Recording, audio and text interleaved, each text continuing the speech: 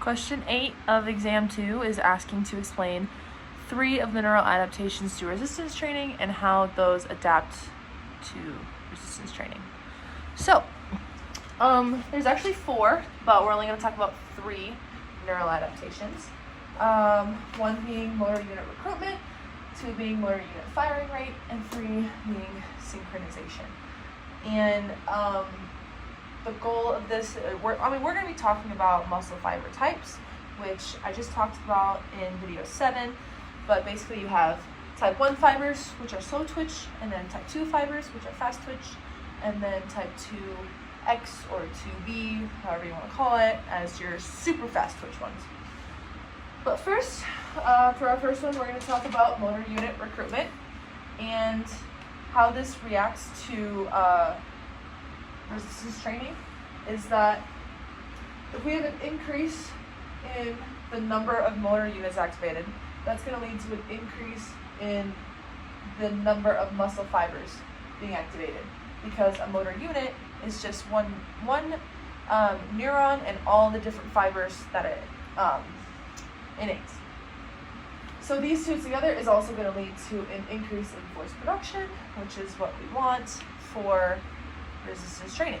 I also want to talk about the size principle a little bit, which basically means motor units are recruited based on their size. So small ones will be recruited first, and then bigger ones will be last. So I don't really have room to draw it on here. Well, I guess I can draw it down here actually.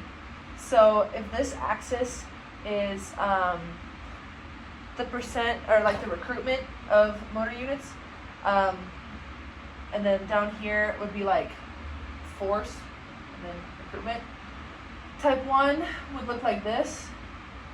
This is where we use type 1 fibers, type 2A, and then type 2X up here.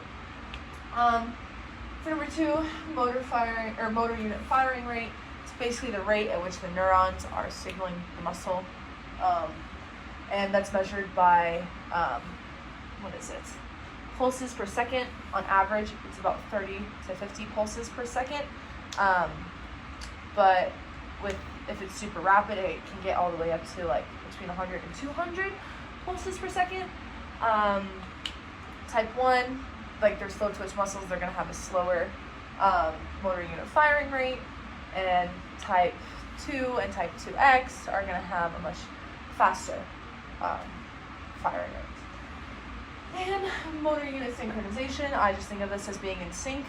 There's a really good example in class of when a car is stuck, one person pushing it isn't probably going to get it out, or if one person pushes it for a few seconds, then another person pushes it for a few seconds, still probably not going to get out. But if they both push the car at the same time, that's going to be a lot more effective. You might be able to get the car out. And those are 3 neuromuscular adaptations to resistance training.